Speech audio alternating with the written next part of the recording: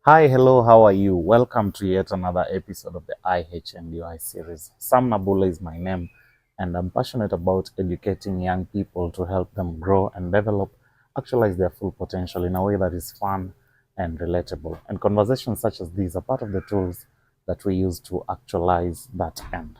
It's very normal at our age to get into an entanglement, a relationship, but sometimes it's never a bed of roses. Sometimes it hits a dead end and you really have to part ways. And navigating that is not always easy. Walking away from something that you believed was your life, something that you believe was your utopia.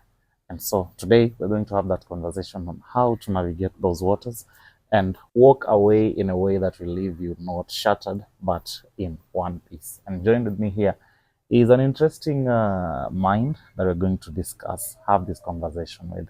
Ladies and gentlemen, welcome the guest of today. Hi.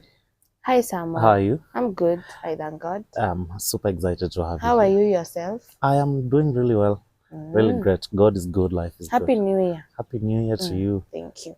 So for somebody who doesn't know you, how would you introduce yourself? I'll introduce myself as Lynne Wangui Gakau, a counseling psychologist by profession. Yeah, basically that's me.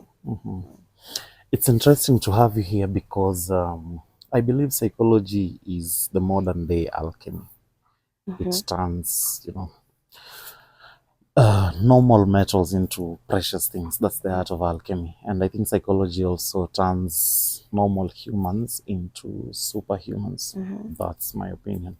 So I believe you have either encountered situations where you fall in love with somebody and then there is a fallout involved and you have to collect the pieces of your heart and move forward.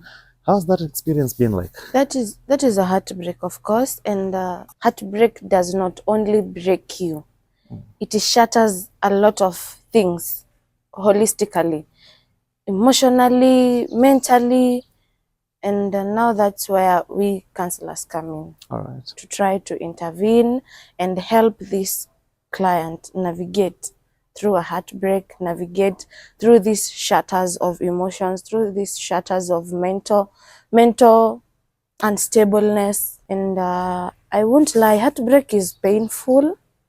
I might say painful, and painful is actually an underestimate. Heartbreak is shattering, to be sincere, and it breaks somebody kabisa.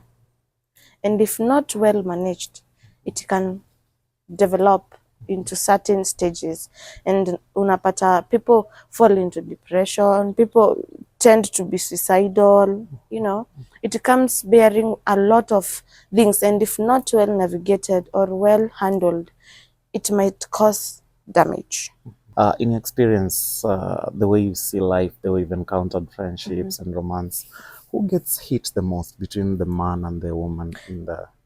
Okay, if at all love was there, Yeah. I don't think there is a determinant that this one was hurt more than this one. If at all you loved me right, you'll be hurt. If at all I loved you right, I'll be hurt.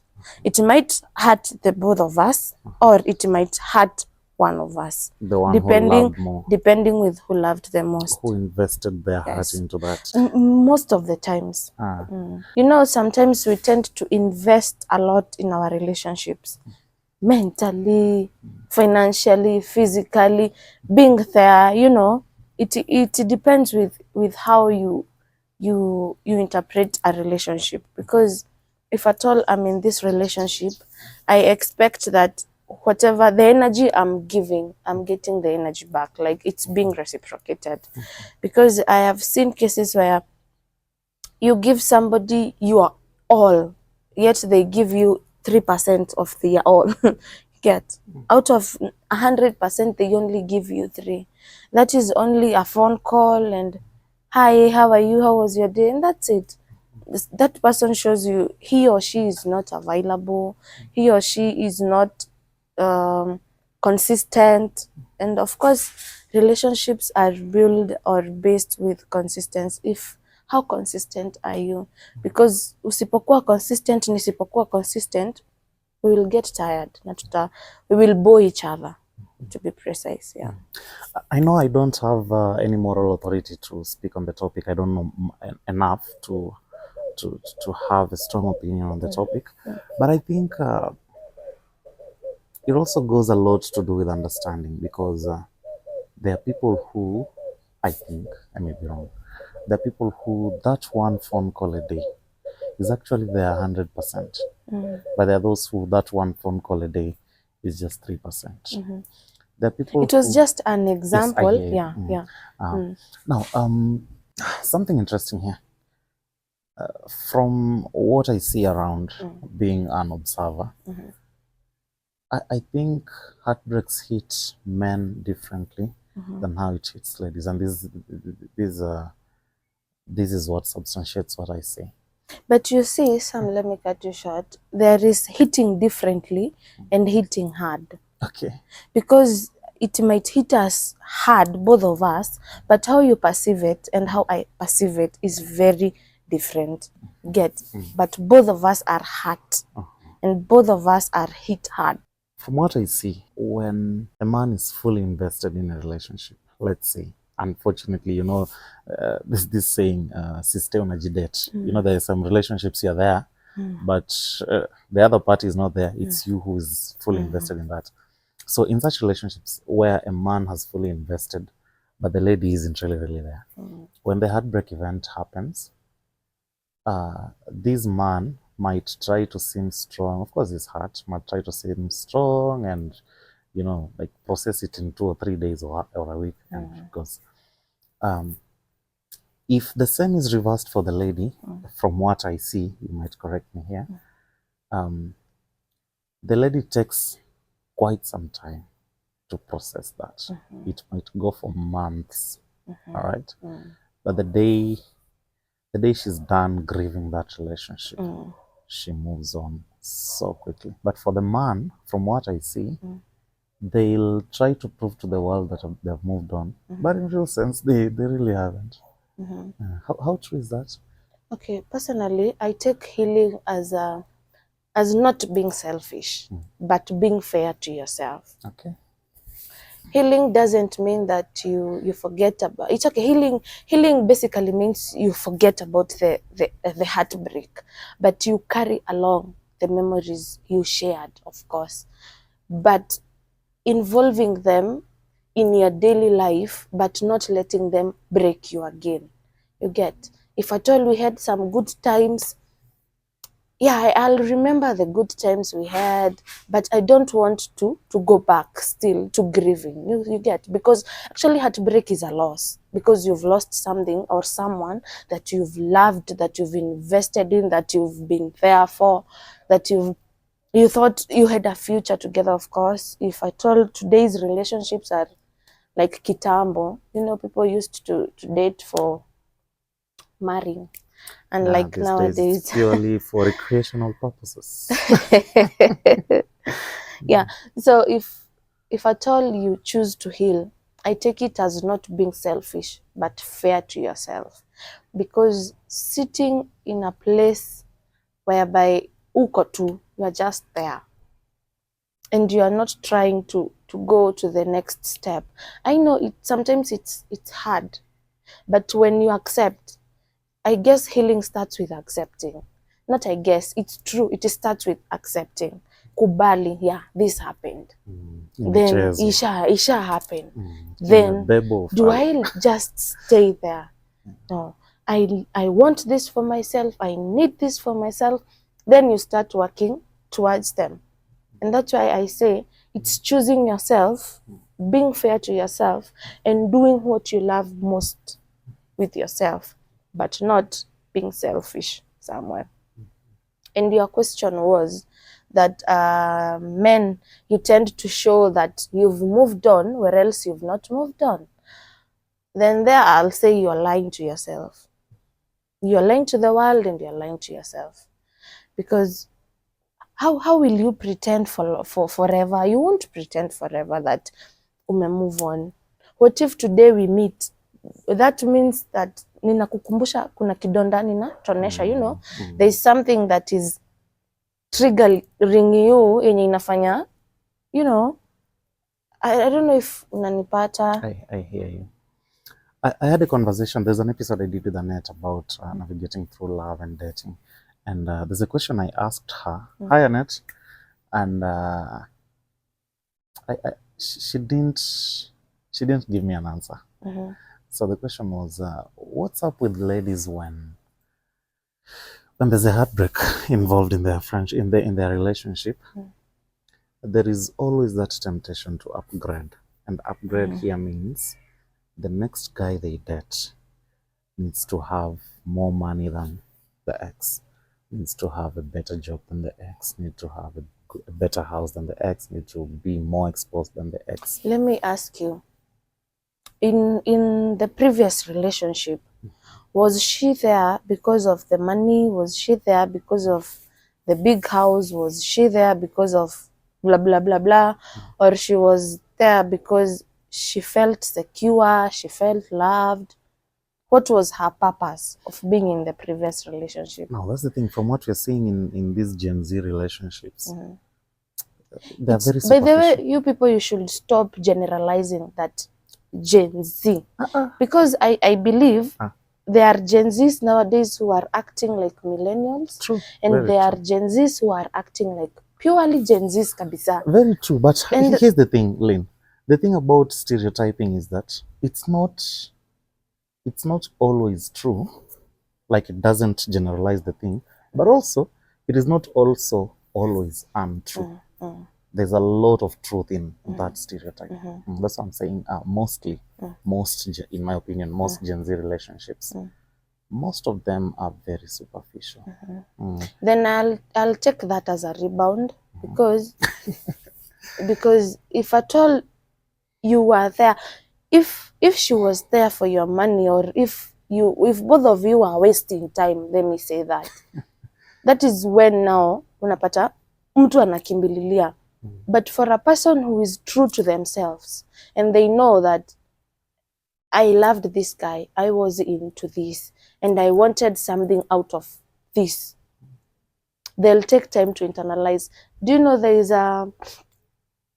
a face, ukiachwa, I don't know if it is only me, I tend to pause like kidogo from relationships, from everything, in terms of dating and having, you know, a romantic relationship. I just pause and ask myself, if today I was to get another guy, what would I want? Of course I want an upgrade, but in what things? So if at all pia wao wamekaa wamepose and they've said I also want an upgrade, then ni nini namzuia kufika hapo? Nothing. Nothing will stop the person to upgrade and get a good man. If at all you feel like I need love, money, I need, you know, affection, then go with that, because people tend to say hawataki mapenzi, but in real sense, nani hapendi kupendwa? Nobody. Love is a beautiful thing. Love is a beautiful thing. So I think it's just ni self goal basi. It's just a self goal. Like nikiweza toka hapa, naweza taka kukua na mtu mwingine ako hapa, lakini asikuwe na tabia kama za, you know. Yeah. Actually, there's this song that has been trending for quite some time. Shake It to the Max. See, at some point she says, upgraded every ex I ever lost. And yeah, thank you for bringing that up. Unfortunately, or fortunately, in the business world, when one is getting into an investment, they normally do their, you know, SWOT analysis, pestle analysis. They want to have the end game in mind. And there is even a loss analysis, in the sense that if things go south, then this is my way out. Okay? In your opinion, do you think it's wise to have such a thing in a relationship, that when you meet this guy or meet this lady for men, and you feel there's a spark and you really want to explore that path, is it important to have that conversation that, look, one day we might hit the wall, and when that happens, I really, really hope we do have a smooth landing, and this is what we can do to help us that in the event that a heartbreak happens, this is how we can navigate it. Is it a conversation you think should be had, or it will come out as very pessimistic? I guess that is something that should happen when you guys are welcoming each other into each other's world. Okay. Like I'm welcoming you into my world, you're welcoming me into your world. I'll have to know you. You'll have to know me. And you'll have to understand that if at all anything happens, how do I take it? How do you take it? No, that is to me. How do you personally take it? And now to you, how do you know well? How well do you know that kitu iki happen, I handle it in this manner? You get? It starts actually with also the red flags. Okay. Because leo nitakukasirisha, utachukua kikombe utanirushia. Kesho nitakukasirisha, utachukua kisu utanitishia maisha. You get? Like, I guess it comes, you'll know. I guess, personally, I don't know if it's a skill I have, but it's, you know, unajuanga kujaza dots. If this happens, huyu anahandlingi issues zake na hii pace. If this happens, anahandlingi issues zake na hii pace. You can actually jump into conclusion, useme basi si kama hii itawai happen, even ndio atahandle. Even do you see, I guess it should come there, but I would recommend it's better to sit down with somebody and communicate, because communication in relationships, in friendships, in families, like communication is the core of our living. Tusipoongea tutaelewana aje? Leo nikienda supermarket, nisipojua mahali wanaweka moto sawa, the gel ya kuwasha moto, nisipoulizia wale helpers, nitasaidika aje? Sitasaidika. Nikiassume nitabeba yenye haifai. Ukweli, nitafanya kitu vile haifai. Nitafikiria iko hivi, kumbe si hivyo. I will think that this guy, if at all something happens, hata atawai nifukuza, you know, and in the real sense atasema, no, I will cool down and give you space. Sasa unaona tena utabaki na ile guilt ya kujiuliza, kumbe nilikuwa ninamjudge bure, you know. So I think it's better to communicate and to lay things down as they are and to set boundaries, because in relationships, kama kuna kitu inakosea watu, ni boundaries. No, wewe ukisema no, it should stand as a no to you and to your person, because haitaki ile part yenye una compromise na unajua kitu inakuumiza, because that is not being true to yourself, and it's not also being true to themselves. For huyo mwenye anakosea, anajua anakosea, then anaendelea kukosea akijua inakuumiza, then what's the point of being in that relationship? If at all mambo yenu itakuwa tu akifanya, wewe mnakataa inakuumiza na unasema, but the other party does it na anajua inakuumiza and they continue to do it. What do you think that is? I guess that's a red carpet, if not a red flag. Yeah. Red duvet. Now, most heartbreaks, most divorces, they've actually been contributed by people around the partnership, the relationship, or the marriage. And I'm talking about friends, I'm talking about family. Do you think that's true? Like, okay, your friends can actually point you towards the direction, wanze kuona mtu wangu. Big time. And also your family can do that. That's why I say, and that's why to date, I believe in solving things as us, me and my other party. Because kuinvolve watu wengi, huyu atakupea opinion yake, the other one will give you their opinion, the other one will give you their opinion, the other one will give you their opinion. Haya, today you'll use this one's opinion. It might work, it might not work. Tomorrow you'll use the other one's opinion. It might work, it might not work. Samuel, if today we are dating and we don't have a base of tukikosana, let's sit down, let's discuss first amongst ourselves. And of course, remember, mahali nimekuambia, tukijuana, welcoming me into your world, I welcome you into my world. This is a phase that tunafaa tunajuana, like, si ile ya kuma pika bubu, si ile ya like mnashtuana, like unani welcome kwa world yako, like unanikubalisha kukujua na mimi ninakukubalisha unijue. So unafaa, I guess in that phase ninafaa nikuwe ninajua how to play with you, like how to settle down with you.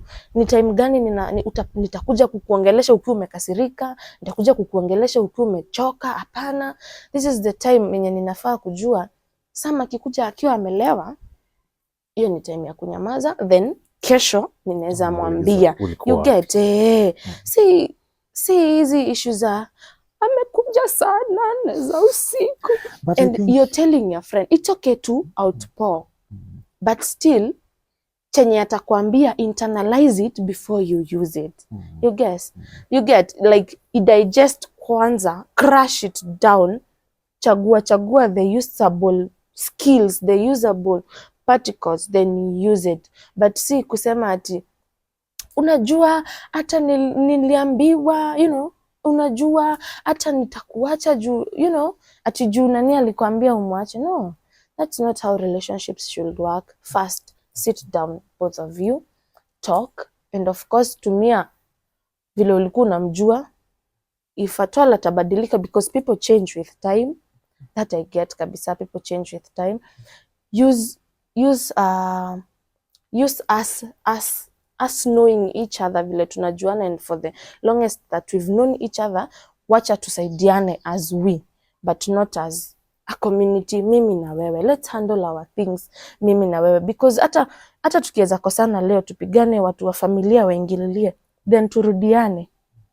Unajua haiwezi kuwa the same vile ilikuwa kitambo. And to protect that, I think heri tu kuongea mkiwa wawili. It's better that way. Then ikiwashinda, now you can involve a third party. Yeah. Of which it's a parent. In marriage cases, okay, I'm not married yet, but I'll get there, God willing. Yeah. If at all kwa ndoa kuna that there are some rushes in your marriage, I think you should try your best, work them out, both of you. Ikishinda, if I'm a lady, I should go to my mother-in-law. If at all tunasikizana kabisa. And if it's a man, you should go to your mother-in-law, because wanajua watoto wao vizuri and they know how to handle them. That is if hawasimamangi na sides. But if they stand with sides, now you can involve a third party. Be it a counselor, be it, you know, somebody church leader. But church leader mwenye akona skills on how to deal with these things, because I understand some church leaders wana mess watu these days. I hear you. Yeah, wana mess watu big time. Akuwe at least akona ka competence in kuongelesha watu wamekosana. Let's talk about just still on friendships in the marriage.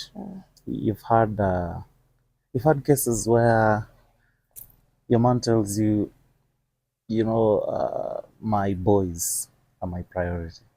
In the sense that if we are to do something and my boys call me, man, I have to go, because we go way back. Maybe we've been together since primary school. We've built each other. These guys, this is my support system. If a man has been told, or if a man leaves his parents and unites with the other person, the other party, and becomes one, what will make him not also part with his boys and now unite with you? You know, with time you get to realize kuna priorities kabisa. There are priorities. You mean to tell me that if I'm married to you and we've just welcomed our firstborn, 1 month old, hata si 1 month, 1 week, that I'm supposed to wake up, do everything like I have been doing, where else you are out with your boys? Kwani no, that's an extreme case. No, that's where I'm coming. Kwani ain't your conscience that alive to tell you, no, this shouldn't be happening. I actually should be doing something to help, you know. And that's a priority. Juu umeprioritize your family. In such cases zenye unasema za my boys, ni nini mnaenda? Because you know you can be going there to discuss something solid or something serious. Maybe mko na project, mnataka vile mtai elevate. Maybe you have something to discuss something more serious that you want to discuss, rather than just sitting in the house cuddling with your wife. You know, that's some understandable case, but still communication. Remember communication. Just say, I'm going with my boys, we are going to discuss this, this and this, because hiyo kujifichania, that those small things zenye auambii mtu, then they later come to find out without you kuambia, it hurts so much. I hear you. It hurts so much. I hear you, but in defense of the boy child, you know, I've come to realize that ladies are detailed. Like if you're going to hang out with your girls, you will know we are going to place B, C for like 2 days, and we will be here and here and come back home. These are the, you know, these are the clothes I'll be having. I pack in advance. And that's why wasichana wakitravel, even for 2 days, you guys wonder, all that luggage only for 2 days. Because you people are detailed. Men, on the other hand, are not. For instance, and it's okay. This is in defense of the boy child. And it's nature. If boys meet, they don't know what the next 30 minutes will look like. Trust me, they don't know. It is just organic. It just comes. Now, you'll be surprised. Your guy tells you, hey, I'm going to meet my boys. Let's say I'm going to meet Sam and Tom and blah, blah, blah. People you know, because they're his friends and you know, all right? And so you ask, where are you going? Then they're like, we're going to Nairobi West. That's where we are hanging out. We're going somewhere, let's say we're going to Nakuru. That's where we're hanging out. Then when they meet, just catching up, let's say one of them comes with a, let's say, business idea. He's like, hey, Mazi guys, there's this thing I'm thinking of doing, but I can't muscle it alone. I need some support in terms of investment. Are you guys okay for this? And they're like, yeah. Then they're like, okay, let me call the guy who showed me this. Wanampigia. They're like, mnaweza kuja Ronga. Niko Ronga, we can talk about this. Now you know, event ya Nairobi West imeshift imeenda Ronga. Before you realize, maybe they have discussed, they have sealed the deal, everything is okay. This guy is like, hey, there is some boozy somewhere, let's say in Syokimau, we can go have it. Wanatoka Syuki. So, you call your guy, let's say around, let's say 2 hours later or 3 hours later. Unamuuliza, hey, how's it? Anakushow, hey, it has gone well, nini, tuko Syuki. Your first instinct is like, so niambia nda Nairobi West. Wafani Syuki. This guy, trust me, he didn't know he'll land in Syuki. Hata Syuki ni karibu. Kuna time unakutana mtu ametoka kwa nyumba akwambia nienda West. Before you realize ako Naivasha na maboys wake. So for you guys, you'll be wondering, ni aje, kwani you guys are not planned, you're not detailed, but that's how men are. So sometimes I feel it's important to, as you say, communication is important. The boy has to tell you, man, I'm moving from point A to B. Okay, but also, while communication is important, comprehension is also important equally. Comprehension from your end. You need to understand there is a way boys operate. If you don't, I think it will mess you up big time. And there's something I was telling somebody recently. I think you probably know this. Men have an empty box in their mind that once in a while they like visiting it. Nakutananga na boy amenyamaza tu anaangalia fence. Unamuuliza, what are you thinking about? He's like, nothing. And you'll be there like, hapana, unandanganya, niambie unafikiria nini? Sure. And they're like, nothing. The moment or the day that we women, we will understand that hatutawahi toshana na wanaume. We will never, Thank you. We will never be same. And you'll never be same to us. Na hatutaielewana sana. You won't understand women. Because as we continue to grow, we continue to change. The things I used to like when I was a kiddo, those are not the things that I love today. The things I used to love when I was a teenager, si vitu zenye ninapenda sahi. The things I will love as a mother, si vitu hata ninge imagine I'll ever love. You get? So we continue to change as we grow. But you know, men take a lot of effort to understand ladies. But I don't think the reverse is true. I don't think ladies take a lot of time to understand men. Then I don't think it's all ladies, because personally I take time to understand my significant other. Given a chance, given a moment, I try to understand them. And that's why in our previous episode way back, I was saying that there's turning your negative overthinking to positive overthinking. You remember when we were talking about judging and blah, blah, blah. And I told you it's not more of judging, rather than it's like narrowing down. It's okay, utajudge as a human. But now with some skills that I have now, I overthink. Yeah, because I'm a huge overthinker. I'll overthink. But in the next second, I'll now try to turn this, my negative overthinking, into positive thinking. What if he was doing this because, you know, kujijazia.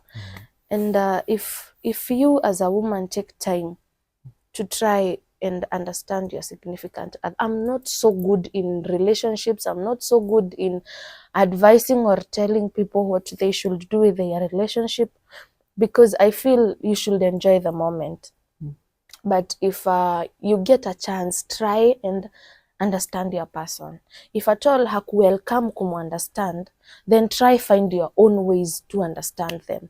Because if you don't try to understand them, yeah, that's where you find unajipea stress juu ya mtu hata hakupei hata hajali. That is because afikiri like unaweza fikiria hivyo, you get. Yeah, and that's why I'm saying welcoming each other to each other's world is very crucial. Like tujuane, hata tukidate bado tuendelee tu kujuana, si eti useme I have been with him for 6 months. I know him. Ujui. Let's continue learning about each other day by day.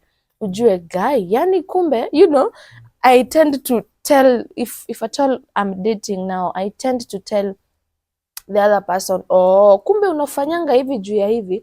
Yani hadi nina make aware, ninaendelea kumjua, you get. And the same thing happens. Ukishazoesha mtu hivyo, I guess ni nature tu. Nikisha kuzoesha kukuambia Sam unakaa vizuri, Sam unakaa vizuri, Sam unakaa vizuri, Sam unakaa vizuri, with time utapata pia wewe unatambaza, unaambia wengine now, you get. Yeah, I guess basically that's it. Finally, just to wrap this up, I know love is a beautiful thing. I've been in love. Kabisa. And if you have love, all the best. Yes. And enjoy your moment. Love like you'll never love again. If given a chance today to love you, I'll love you with everything in me. If we fall apart, I did my part. I did my best. And if given a chance of dating another person, I won't be the same person I dated with the other guy. Now I love thank you. Now I love better. Like twende tuki upgrade. Si mambo ya kusema we nilikuwa na mwanaume mwingine. No.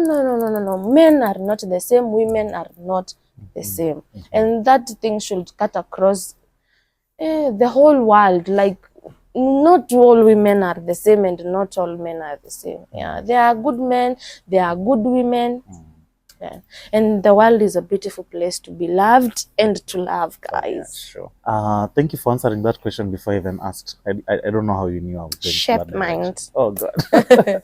So just to wrap this up. Sometime back, IHNDY was in Kenya, and you know, people were wild, especially men. And you know, IHNDY does this thing of barking. Woo. So yeah, the men who are there, like they also did the same. And ladies are really mad. They're like, some men can sing for other men. I wouldn't take it that way, because I mean, we've seen concerts of Taylor Swift, and ladies go insane and crazy. We've seen concerts, you know, to support their fellow lady. IHNDY also comes and is barking, and ladies are like, oh, what's that? And so somebody was saying that See, you guys said women are dogs. We just went to bark together. Yeah. But something interesting that happens is that somebody was tweeting that you ladies are crazy because we are showing up for issue speed. Wait until Ronaldo comes to this country. Tutawachia mpaka hata hizo manyumba for 3-4 weeks. What do you think, in your opinion, is a way to let men be men, let your man be your man, be a man, do manly stuff, do his boy things, but still strike a balance in showing you that affection without bringing it down at the expense of, without being a man at the expense of you. What I know, first let me go there where you said about men they were shabikiaring, they are that show something. That guy, because I personally knew him vile aliland, like the way you guys were mad when he was in Ghana. I don't know. Idolizing is not a gender thing. Like ati kuna women and men. No, idolizing is not a gender thing. You as men, you have your own idols, and each man differ from another man, because who you value is not who another man values. You get? To date, there are men who love hizo ma Chelsea, ma Arsenal, ma Manchester, and those are men and they are different. Mmoja anapenda Arsenal, mwingine anapenda Chelsea, and others don't love football at all. Here I am. Like this one here, I know he loves basketball, and that doesn't make him less a manatee because he doesn't love football or something. No, others don't even have nothing to do with sports. Though some love even watching cartoons. I have a very Angelus. I have a very good brother-in-law of mine who watches cartoon kabisa, like anapenda cartoon. And he's a grown up na watoto wake ni wakubwa. Angelus loves cartoons. Pink Panther. Angelus. But it also doesn't make him less a man because he's watching cartoon. That is just his kuchagua. Same case as women. We don't, kuna wenye hata mimi hata sijui hata maybe wimbo hata moja ya Taylor Swift the mwenye umepeana, because I have my own idols. Wenye ninasema nikisikia wimbo ya huyu that one, and it's not based that because I'm a woman I'm supposed to know. I actually love men who love sports. I actually love men who love other things, and some other women there, they love men who do other things, and that's not something to kuunganisha or to kugeneralize. Yeah, what a man can do, please let him continue doing. Feminists, najua mtanikujia, but let me tell you again, hatutaitoshana na wanaume, tupende tusipende.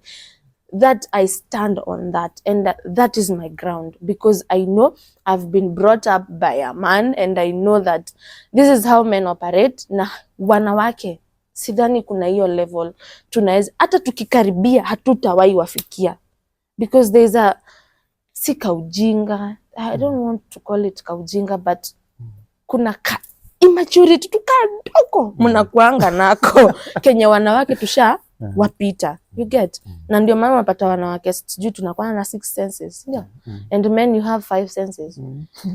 So pia nyinyi hamwezi tufiki. True, yeah, very true. We'll let a man, what a man can continue doing whatever he does, let them continue doing what they are doing, and we as women, let's continue supporting women and doing what women can do, not telling women that no, acha nisiamshe alsas za feminist. All right, Lynne, thank you so much. Final word for someone who right now is going through a heartbreak, and it has messed her up or him up big time. Just look at the camera and encourage. You can do better. You can do better. That was so direct and harsh, man. It's not harsh. It's tough love. Then that's tough love, and that's the best I can give you. You can do better. You can do better. Na sisemi ni rangi. No, it's just an example. And I just want to tell you, it gets better. You can do better, and it gets better. Because each minute, each second, each hour comes with a new thing. Wewe unajua ni nini ita happen by jioni? Hujui. And maybe you'll have many beautiful memories before ifike 7. You'll have many beautiful memories. Yeah. And as this year continues to unfold, may it unfold new things to you, and may it bring also good things to you. And ikiendelea tu tukiwa katikati tukiendelea, I hope utakuwa unasema yeah, I did my part and I walked out of that. Na mwaka ikiisha, please celebrate yourself. Yeah. Oh, thank you, Lynne. That was a good one. And thank you for your time. Thank you for your insights. Thank you for having this conversation. I hope to see you on the next one. We will see each other very soon. Okay, until next time, peace. And if you haven't subscribed yet or liked or commented this video, please do that, and let's see you in the next one. And of course, suggest, it's not that tuko perfect sana. You can correct us where we are wrong. In the comment section. You can say this, but in a friendly way, because I'm just a girl. He's just a boy. Yeah, correct us in a very kind way, in a very sisterly and brotherly way, and we will appreciate. All right, thank you. Peace.